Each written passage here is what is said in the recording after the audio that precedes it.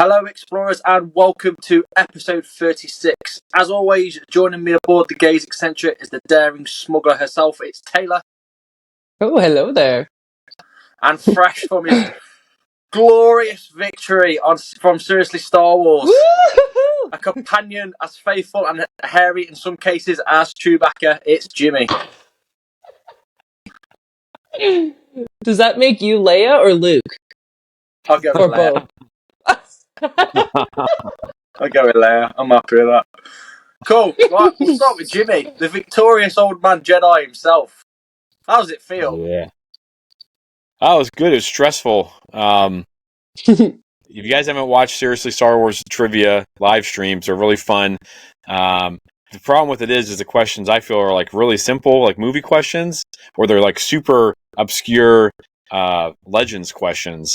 And I mean, Nicole and I, Jedi Master 738, we struggled a little bit on the Legends questions, but we crushed those, what we call canon. So it was a lot of fun, though. I'm glad we got to be a part of it. I'll be on there. Thanks to all the explorers for coming on, reaching out in the chat and saying things and playing along, too. So if you like Star Wars trivia, get on there. Every week he does one. Jack will be on next week, and then but you can go on there and you can talk and you can play along. It's pretty fun. Yeah, get on there, guys. It was a good watch tonight. I had him on the family TV, so myself and the wife watched Jimmy for an hour, crushing the questions. And because Nicole's lost for her sins now, she's hopefully going to be on the show at some point. Yeah, awesome. So, how about you, Taylor? How's your week? It's been good. It's been -14 over here in BC. I think that's like 6 or 7 Fahrenheit to you guys. So it's been really, really cold, and I'm actually sick from it. So if I sound like I'm sick, it's because I am. So I have my nice Star Wars Mandalorian blanket here with me today, and a nice warm tea, and Nice week. Yeah. Nice. Happy days. What about your week then, Jimmy? Apart from crushing it at the quiz, what else have you been up to? It has, like Taylor, it has been cold here, but fortunately, I don't have to work out in it. Today we woke up, it was -2, felt like -22. But yesterday was my birthday. It was a blast. We took the high school boys swim and dive team to the local arcade up in Wichita, and we played for games for 2 hours. That was a lot of fun, like some old school 1990s, 1980s stand-up console games. And then we went to this really cool pizza place that will put anything you want on a slice of pizza. So that was a lot of fun. And then, we did some stuff with my wife's family, came over for dinner and things like that. But for overall, it's been really fun. It was a really good birthday weekend. We have tomorrow off for Martin Luther King Day. But it's been so cold here. I mean, I went out to get firewood today, and I couldn't feel my fingers. I was only outside for 10 minutes. So... yeah. Ouch. Oh, yeah. Oh God. Oh well, I'd say the same here, but to be honest, it's been -3 or some cases 0, but we've had no snow, no frost or anything like that. But coming from Gran Canaria, and it's 25 degrees the day after I'm in -3, I certainly felt the cold. I would just instantly get sick from that. Just the complete different temperatures, God, I literally I found out that I have nose hairs because my nose hairs were freezing, and then they were poking me in my nose, and it was so weird. Nice. That's cold. Well, on that point, then let's go into this week's Force Encounters.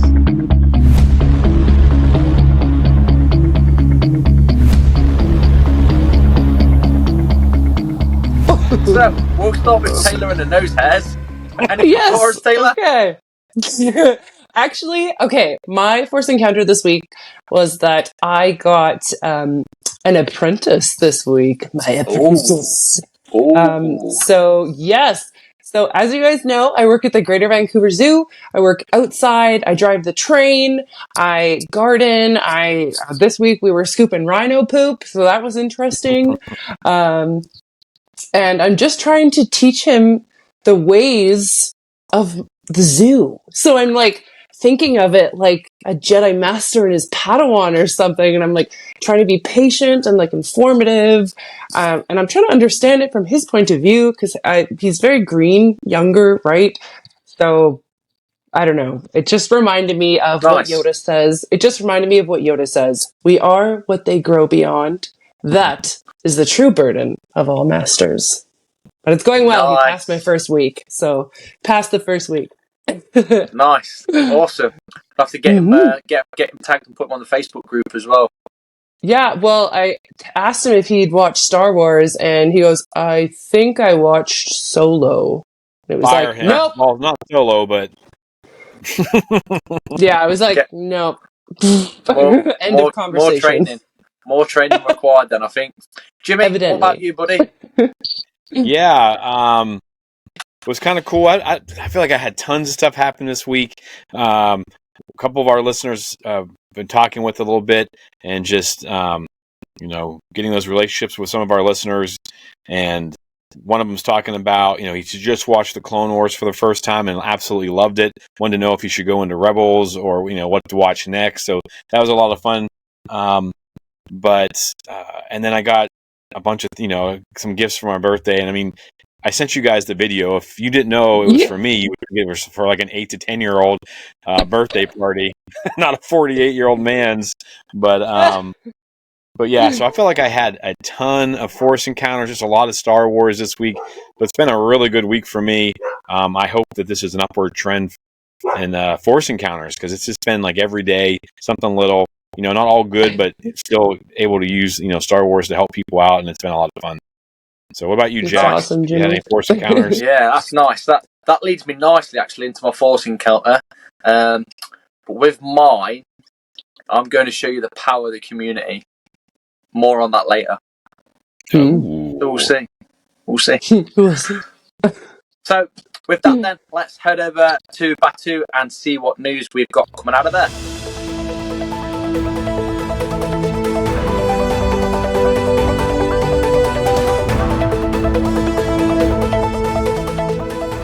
All right, so first off, Vision Season 2 is up for 6 awards at the 51st Annie Awards. This is the highest award for all things animation. Now, I'm not a huge animation guy. I've made no secret of that. I did look up the Annie Awards. Obviously, they're animation awards. This is a black tie event. It's the 51st one they've had. I mean, this is pretty legit. So this is huge. I don't remember seeing this for Season 1, and it's kind of fun, too, because some of our favorite episodes are up for awards. So, Episode Sith, up for Best FX, special effects, and Best Production Design. So, it's up for 2 awards. Cool. Yeah. Screecher's Reach is up for Best Direction and Best Editorial. So, that was a good one. That was a creepy one. Yeah, that was like the Irish one, right? I loved that one. So, I Am Your Mother, which I think you two both loved. Yeah. Best character animation. So that was really cool. That's the one, like the Chicken Run people, right? Isn't that the same kind of animation? And was it Au's song? It was up for best music. So that's pretty cool that all these guys are up there. That's awesome. I hope that these awards just keep having Disney, Lucasfilm just keep on pumping those out every year.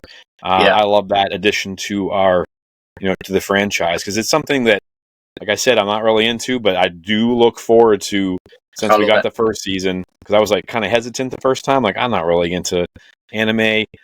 I love it. So what do you guys think? Yeah, it's great news. Great news.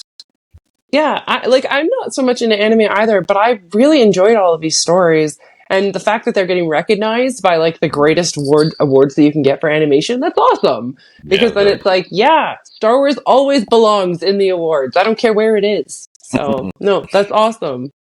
Yeah, it's great to see so many different aspects and takes on different cultures of Star Wars. That just shows with all the different types of awards. Every single show in that and in all the seasons are completely different from one another, yet they're all so successful. And like Taylor said, it's all Star Wars. So, really happy with that.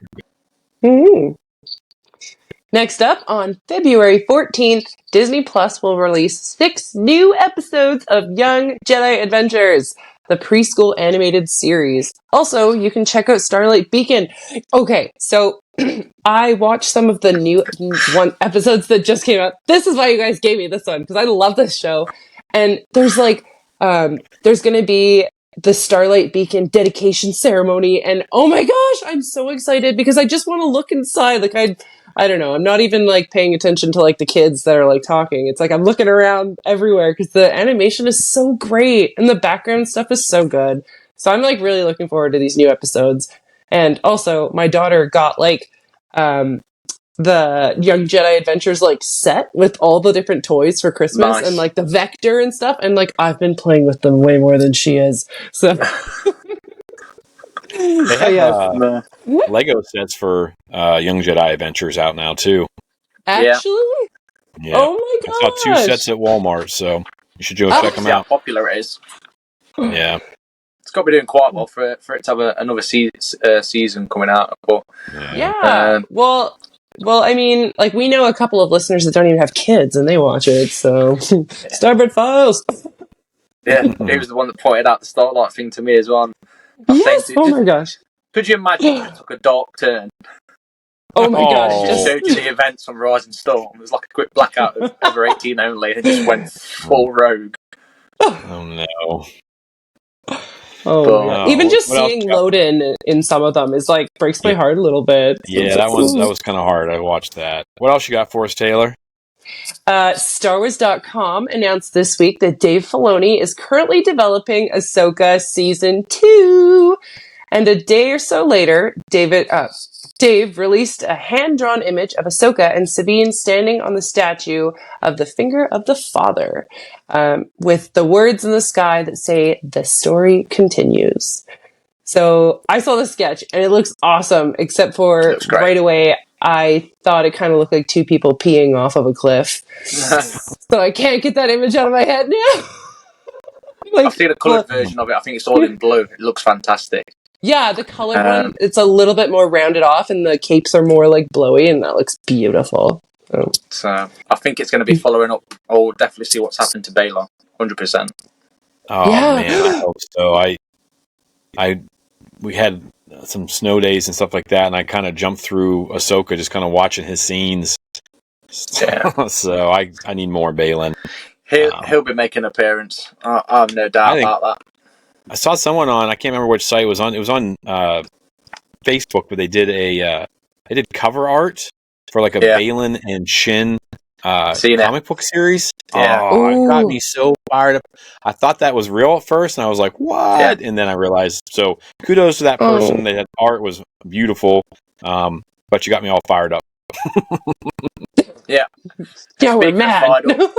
I think the whole Star Wars universe was very fired up when the news was released on Tuesday that the Mandalorian and Grogu are heading to the big screen. Now, as always in true Star Wars fashion, more questions than answers, because what does that mean for Season 4, The Mandalorian? Now, we've seen and we've read things where the movie is Season 4. I've seen things where there's a separate Season 4, then it's the movie, then it's the other way around. So at the minute, loads of rumours flying around at the minute. Mm-hmm. What we do know, though, is the Mandalorian and Grogu will be coming to the big screen at some point.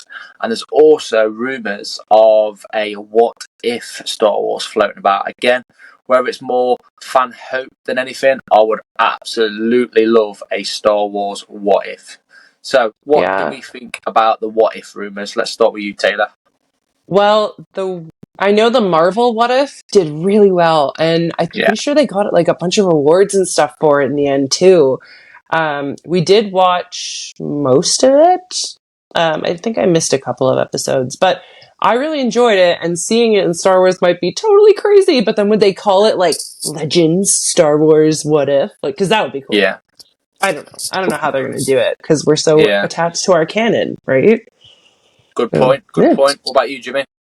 Yeah, I liked the first season of What If for Marvel, but I think it's different because I'm not really I like Marvel, and I mean, up until recently, I would go see every movie on until Endgame, and stuff like that. But I love that we just did an episode not too long ago with Chris from Seriously, Star Wars. And seriously, Star Wars. Sorry, and I love talking about it, but I don't want them wasting time on what ifs when they're not even giving us what is. You know what I mean? Yeah. Like, I want what is. I don't want what ifs. Like, they can't, because like you said, these questions now, like as usual, like release some information, and it's like, what does that mean? Is this coming out before Rey's movie? Is just like all the things that you said, like what? So I want to know what is before I know what if. For me personally. So great Good call. viewpoint on that, Jim. Like it. And if you want to hear what we mentioned about the Mandalorian and Grogu, obviously just look back on Spotify or YouTube and look out and listen to what we have to say on that. So that ties up this week's news. Cool. As always, then, we'd like to welcome some new explorers to the podcast. First up, then, we've got Derek Lyons, who some people may know was actually an actor in A New Hope, who was the guy that handed the medals to Luke Skywalker and Han Solo. He may or may not be coming on the show. Who knows? Jonathan Shaw, and also Nathan and Tristan Roberts. So, again, welcome aboard and thanks for joining us. Yes, welcome guys and gals. Okay, so on this week's episode, then, we are talking about all things A New Hope. As always, we reached out on the socials and all the platforms, and we've had loads of comments coming back to us. Again, apologies if we haven't been able to read everybody's comments, so we have picked out quite a few. Just to read off, I'm going to start with our good friend Luke Summerfield. He's put, "It's okay, it was the one I rented or watched the least as a kid. I've grown to appreciate it more as an adult. I would always... Return the Empire. Sorry, not Return the Empire. The Empire Strikes Back and Return of the Jedi."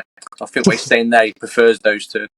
Darren Briscoe, as always, sent us an absolute essay, so I'm going to try and shorten it down. But as always, we appreciate the comments, Darren. So Darren was 11 years old. He saw it on a nationwide release in 1978. It was only shown in certain London cinemas in December 1977. Said there were always months behind the US releases back then. He remembers being in line with his cousins. He remembers the hype as well. And there was no pre-ordering tickets back then, so they had to wait in line. He remembers being in Barnsley in his hometown in Yorkshire. The excitement being absolutely crazy. He got near the doors and finally getting close enough where he saw the now showing sign. He also remembers the movie poster being black and white and also the lobby cards. He then goes on to say that his memories of the film are ones of a mesmerised blur, but he only knew he had witnessed something profound. It changed everything. He became obsessed with Star Wars from then onwards. He received a brochure for the film full of photos and plot snippets, and he can't remember if he was given it for free or had to buy it. However, he does own it. So, Darren, if you're listening, we will be listening, I'm sure. Make sure you post that on the group. He says it has a special place in my heart, and I class it on its own amongst the Star Wars films. The sequel, Empire Strikes Back, became my favourite of all the others, but A New Hope, it didn't have that subtle thing when he first saw it. It's like untouchable because it was the first thing. He says it's the beating heart of them all. Again, absolute legend, Darren. Thank you very much for sending the essay. Jimmy, what have you got? So on TikTok, we got a couple messages. Clam Brandalorian. We'll be talking with him, I think, next week. But he says, I love Obi-Wan's scene when he's explaining Luke's father to him. Gotta love the trench run as well. And then Jonas C., one of my divers, I think. He said, first time I watched Star Wars was when I was 3. My gramp showed me, and it made me a forever fan. So that's good to know that we got a young generation coming up who love Star Wars as much as we do.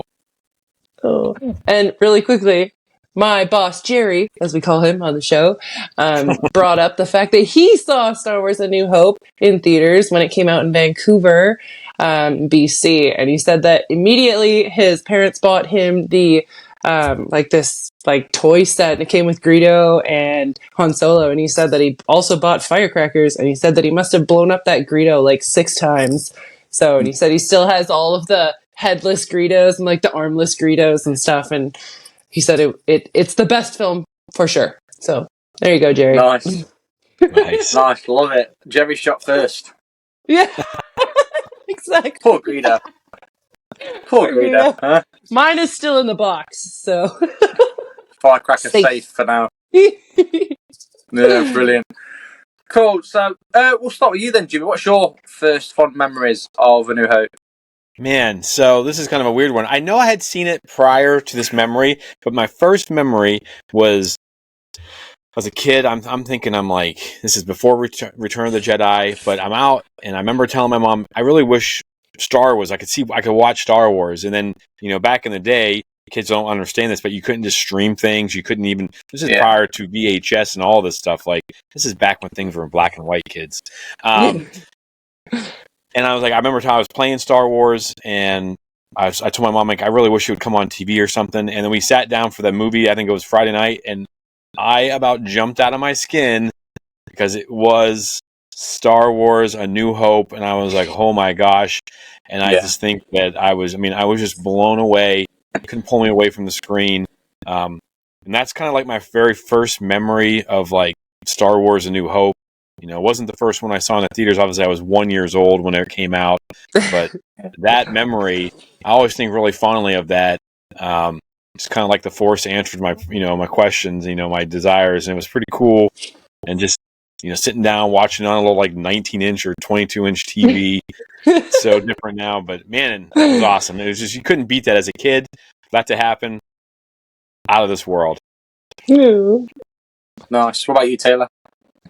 Honestly, I don't have a big crazy story about the first time I watched A New Hope. I mean, my husband, who was my boyfriend at the time, showed them all to me, and I remember asking him like 1,000 questions, and he's like, "I don't know, just watch it." Like, no, I need to. So I just remember asking a ton of questions. But one thing I do remember was realizing that I really didn't like Han Solo because I thought he was such a jerk.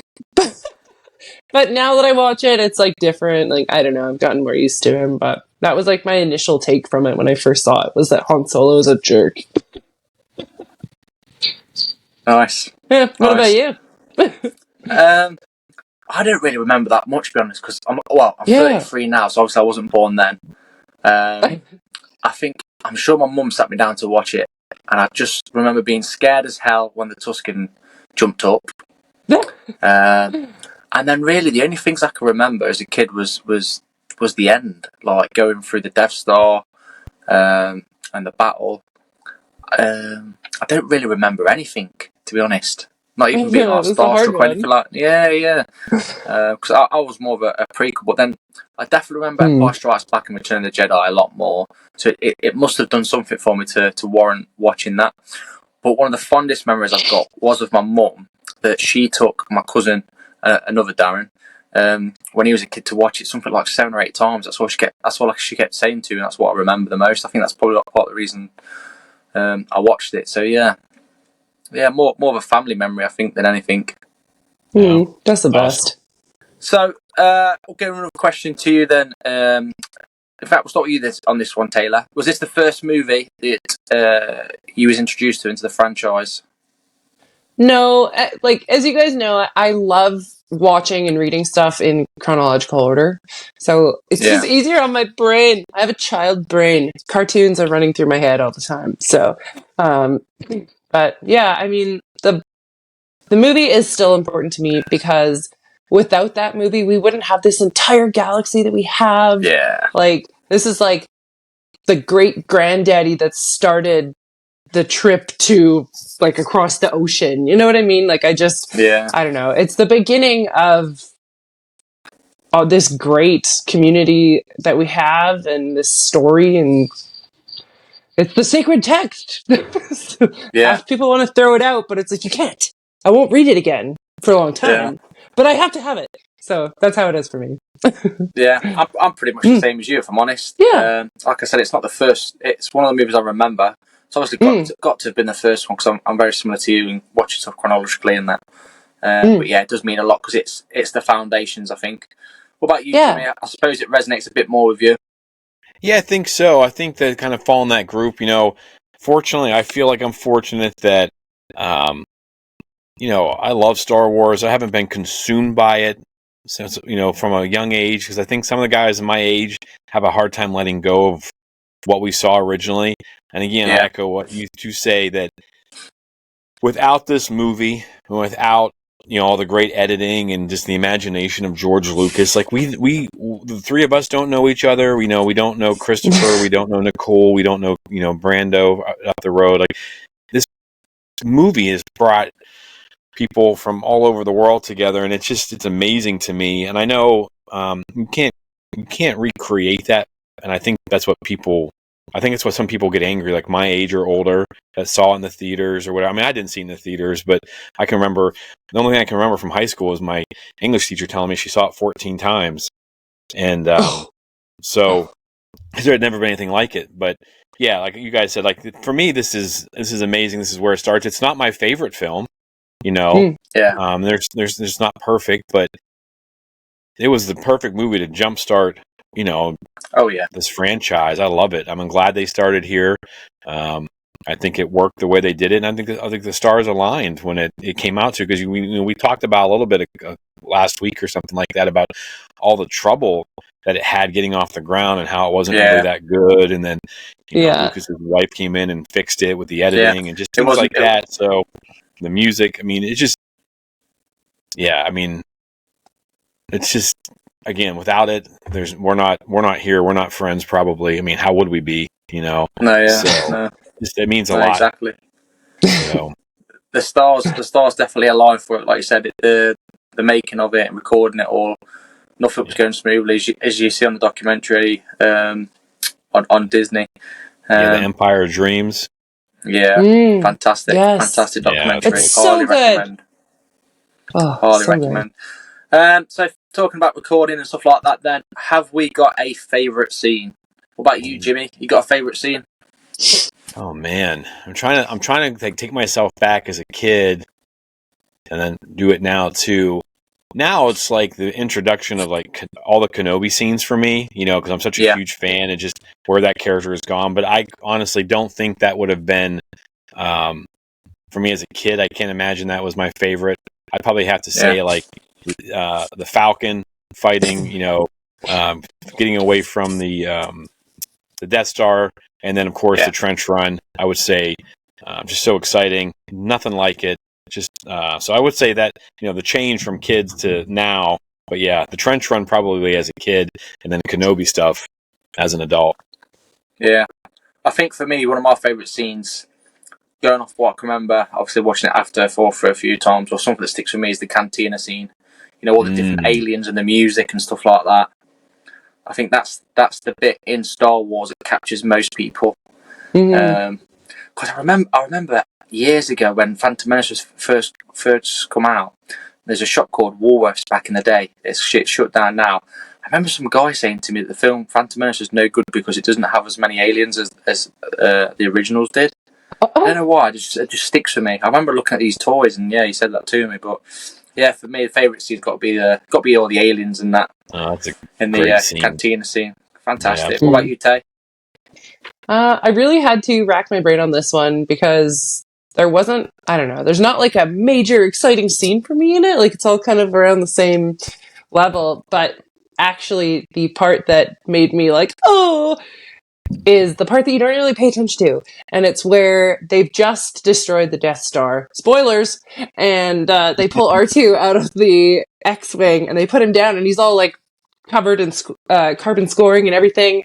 And C-3PO goes, "Oh, you must repair him, sir! If there is any circuits or gears that I can help, I will gladly donate them." And it's like, oh, and then everyone's just like, he's fine, and they all just leave and walk away. Yeah. But like the whole movie, C-3PO is such a jerk. Like he's just like, he's so mean to R2 the whole time. He's snappy, like he's complaining as he is, and then at the very end, he's like, "Oh, but I love him. Like I'll donate any of my organs to save him." You know what I mean? So I was like, oh, that got me. Yeah, it's a class act between them two, definitely. Brings on nicely to the next question I'm going to ask you both then. So, favourite character, obviously just sticking with A New Hope. We'll start with you because we know it's Kenobi. Yeah, it's tough because like two of my three, you know, two out of my top three are in this movie, Chewbacca and Kenobi. So it's hard for me to, you know, but yeah, I love those characters, and I think again that's one of the reasons I like Solo so much more than a lot of people is like we finally got to see all those things that Chewie can do, just rocking pools, you know, and just you being a Wookiee, and I loved it. So yeah, I would set to say a tie between Obi-Wan and Chewbacca for sure. Nice. I think for me, I'd have to go for Han Solo. Because at the time of watching that, I was a big Indiana Jones fan as well. So I remember seeing Harrison Ford. But he's very energetic in the film as well. Cunning, clever. He's got some brilliant one-liners. Everything's fine here. How are you? Yeah. And just the end bit, where he comes in and pretty much saves the day as well, or saves Luke at least. Yes, that is a good goosebumps part. Yeah. I'm a big fan of stuff like that. So yeah, for me it'd be Han Solo. What about you, Taylor? I am gonna go with Obi-Wan Kenobi because Sir Alec Guinness is just such a damn good actor. You can just see the pain in his face, when he's telling Luke about Vader, and he believes what he's saying. And of all the actors, he's just the one that just seems like he's living it. Whereas there's Luke, who's like, I want to be a Jedi like my father. And he's all like, hopefully not just like your father. But, his acting is just so good. And also, I've read the Anthony Daniels C-3PO book, and he said that Sir Alec Guinness was the nicest actor to him. Of everybody there, everyone treated Anthony Daniels lower, and he had to stand out in the sun, and he was the last person to get a drink, and whatever. No one thought of him to go to the washroom. But Alec did. Apparently, Alec said, here, you can come and stay in the same hotel as me. We're going this way. You want to share a ride? They gave me a whole bunch of extra cash for some reason. Do you need some? I don't know. Everything about that character is good. And just that part where right before he dies, he looks over and he sees Luke and Leia together. The twins, finally back together after 18 years? Whatever it is. And he's just yeah, my job is done here. And he just smiles okay, cleaver me in half, go for it. But so good. I love him. Speaking of that part, Taylor, I did a rewatch. Obviously, I hadn't seen it in a little bit. But when he sees Leia's message and his eyeballs pop out of his head, I've never really put much into that reaction, but now after the Kenobi series, this is probably the first time he's seeing her since those adventures. And, I was kind of in the middle with Kenobi, maybe a little higher than I was lower on it, but that series, it impacted that scene so much for me just the other night. We sat down, we put it up on the big screen, and I was like, oh, it just kind of grabbed me for some reason. That's so cool because those emotions mean even more now. So I thought that was really great. Yeah, and also that if you go on YouTube, there's Obi-Wan Kenobi has PTSD or whatever, and it has him telling Luke the story of his father, he was murdered by a pupil of mine, and it's doing all the flashbacks of Revenge of the Sith and stuff, and it's literally gives you goosebumps, and then it continues on, and then he's and a good friend, and it's why wouldn't they should actually just that's how I was rewatching it, thinking of those parts. I don't know. If you haven't seen it, go watch it on YouTube. It's really good. It's a tearjerker. Nice. Okay then, so whereabouts does this movie rank in the Skywalker saga for us then? Jimmy, you want to take this one off? Sure. If we're just talking the 9 Star Wars, Skywalker saga, I would have to probably put it 3rd or 4th, I think. I think the importance of it to the franchise brings it up. It doesn't have as many, the action in it is a little bit slower than some of the new movies and things like that, but it's still, you can throw that in there, and it just, we talked about the special effects of it a while back. Still hold up, but so I would say anywhere 3 and 4, somewhere in that mix. Depends on the day, but as of right now, it's 3rd or 4th in my book. Man, you're gonna hate mine. Yeah, I'm about the same. We'll save Taylor's for last then. I'm about the same as you, Jimmy. I reckon 3rd or 4th, pretty much for those exact same reasons. Obviously, there is better films or better Skywalker films from the saga, but the main reason it's so high up is 1, because it sets the scene, sets the film, but 2, I love the fact that with what they used, the miniatures, the the paintings to just guys like troops and ranks of formation, just the little ideas and stuff like that. I absolutely loved it. So yeah, for a film back in obviously the 70s to now, it was so far ahead of its time. Again, just credit to George Lucas and the team. So yeah, about the same as you, mate. I'd rank it third or maybe fourth. Taylor, what about you? Okay, well, I'm about to lose a bunch of friends, but I actually really looked and really thought about it, and out of the 9 films, I put it 7. So here's my reasoning. I put it in 7th for literally how it made me feel like today, compared to. So I put mine differently. So I haven't put mine in nostalgia and all of that. I went purely out of exactly how it makes me feel. Effects, music, I don't know, just stuff that's up to date, more interesting story, more background in the end and stuff. So I'm not saying I don't like it. I love all these Star Wars movies like the same. It's actually so hard. And if we actually sit down and do like a full ranking, like score it out of like the music, out of this and that, and it actually like calculates something, then I would like that better.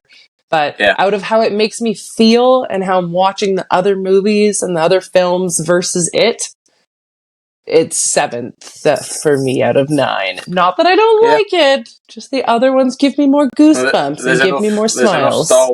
There's enough Star Wars out there for you to have your own opinion on and make it high or whatever. So. Yes, exactly. Yeah, so you don't have to apologize for how it makes you feel at all. So. Exactly. So we'll start with you, Taylor, straight on this next question then. If there's anything different that you wish the maker could have done or should have done, what would you recommend or wish they'd done differently in that film? That scene where Luke is meeting with his friends and like with Biggs and stuff. I wish they left that in because they took it out. So many people don't know about it. It only kind of just got released on like YouTube like in the last like 10 years or whatever. Yeah. And it's like this whole scene of Luke and his friends before he leaves Tatooine. And it would make so much more sense in the hangar scene when his friend Biggs comes running out of nowhere and it's like, hey, we're together again. And they're like hugging and then Biggs gets blown up, right? Then you're just like, and Luke isn't even like, look sad. He's like, oh. It's like, really? Your best friend from childhood just exploded behind you. And you're like, okay, back to... So that kind of made me a little bit. And then one that everyone kind of crosses everyone's mind is, why isn't Leia more sad that her entire planet just blew up?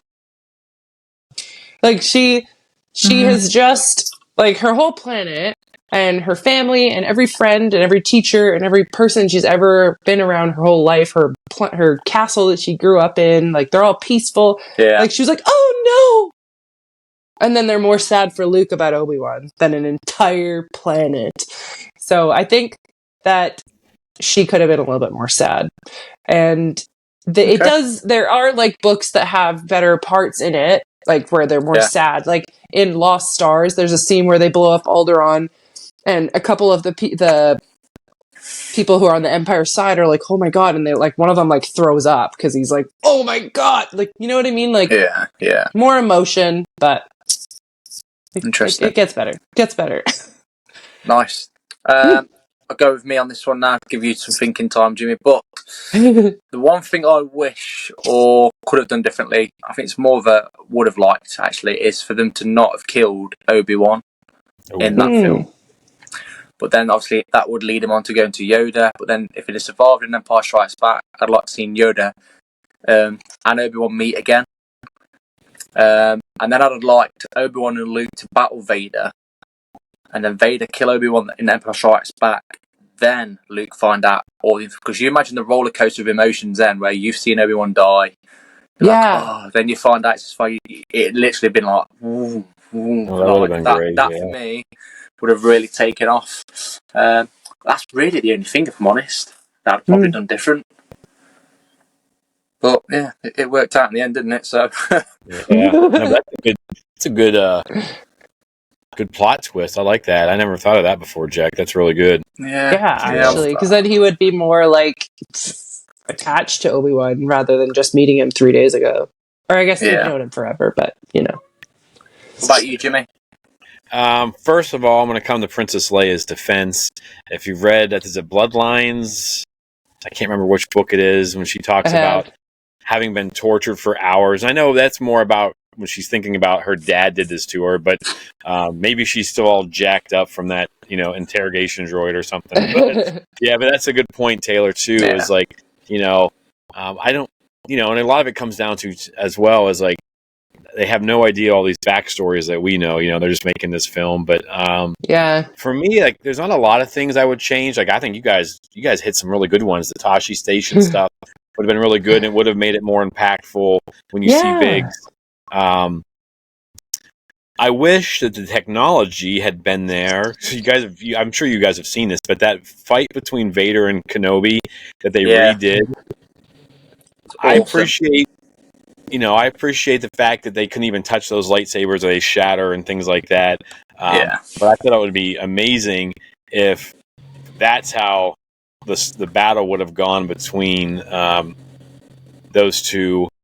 I think that would be the only thing. I mean, I love it for what it is, and I understand it. 1970. Or they're filming it in 75 or whatever. But I would have been cool to have a little bit more oomph behind it. That scene. I mean, they're just kind of like tapping the swords, and again, like I said, I understand why, but I also think that and I'll try to find that clip and put it in the notes, you guys, if you haven't seen it. It's amazing.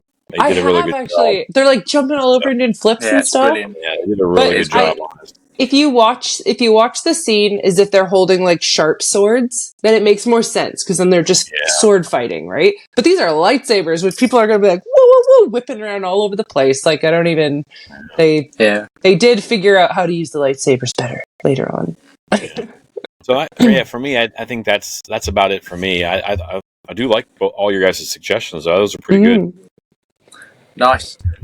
Any last thoughts before we wrap up? Start with you, Taylor.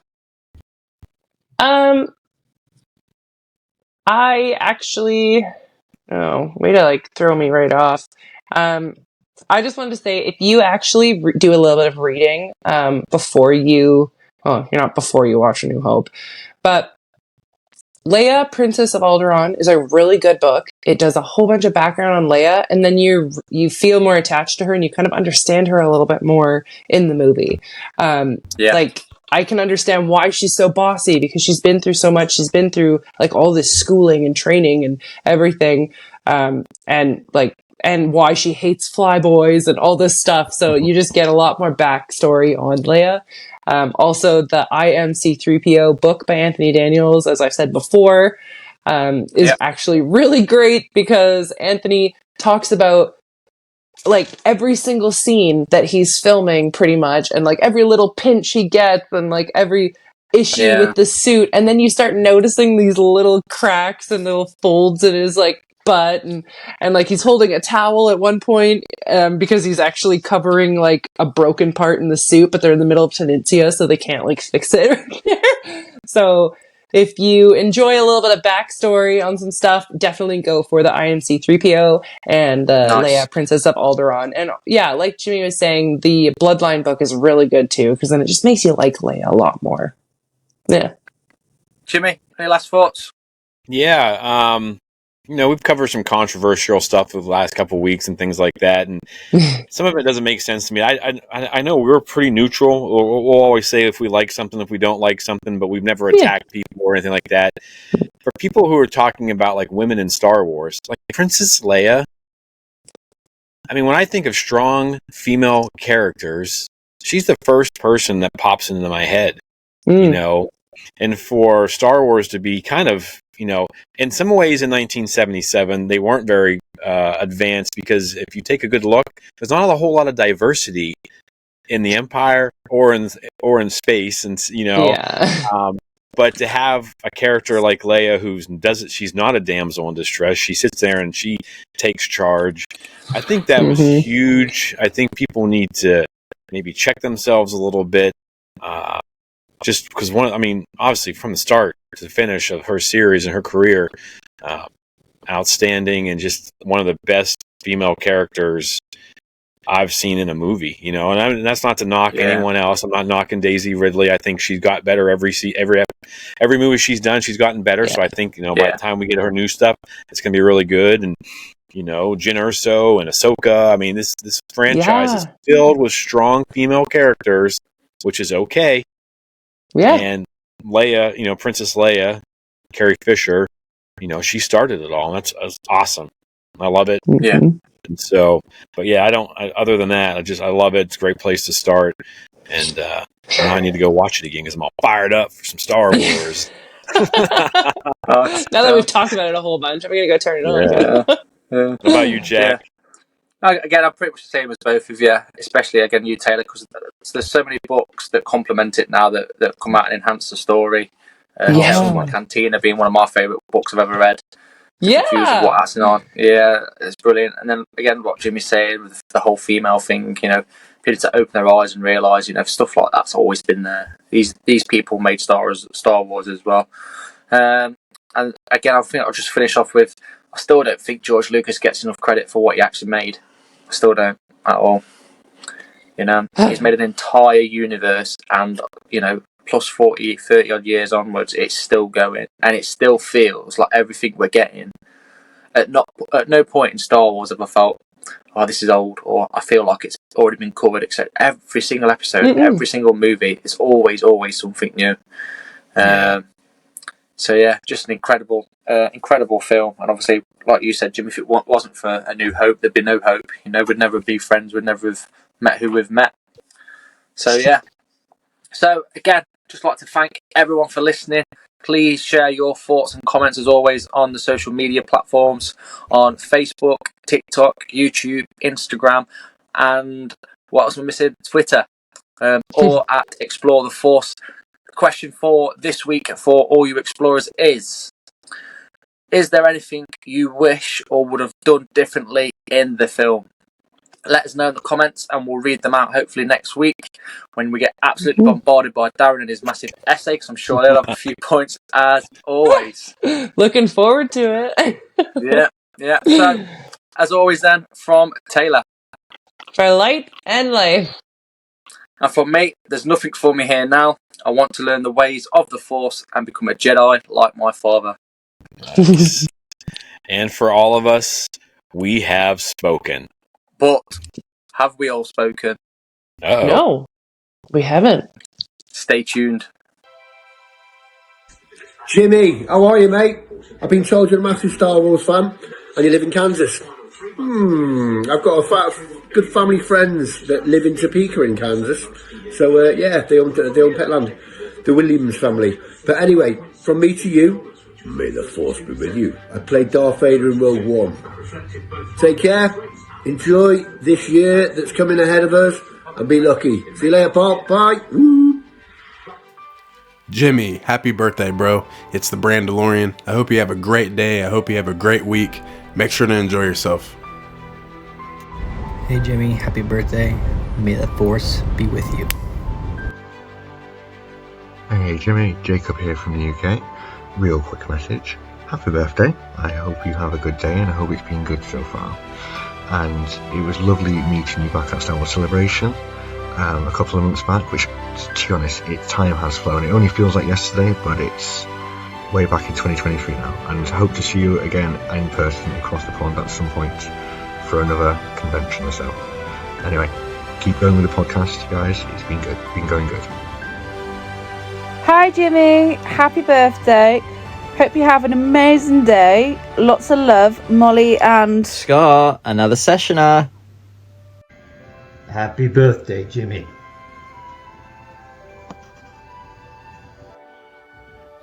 Hi Jimmy, just wanted to wish you a very happy birthday. It's a shame I can't see you or be with you, but you're in another country across the pond. But you're an absolute legend, and I hope you have a great birthday. So all the best to you from Alex and my girlfriend Katie. Happy birthday, Jimmy. I hope you have an amazing day, amazing birthday, and all that. You guys, I love the show. You guys are awesome. I look forward to watching it, hearing it, listening to it, whatever it is I'm doing, listening to it. You guys are awesome. Have a great birthday, Jimmy.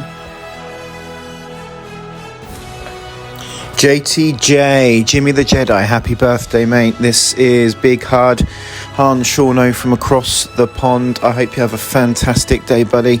Really can't wait to see you again. We'll have to find some Star Wars convention meet-up night that's going on over here and get you over.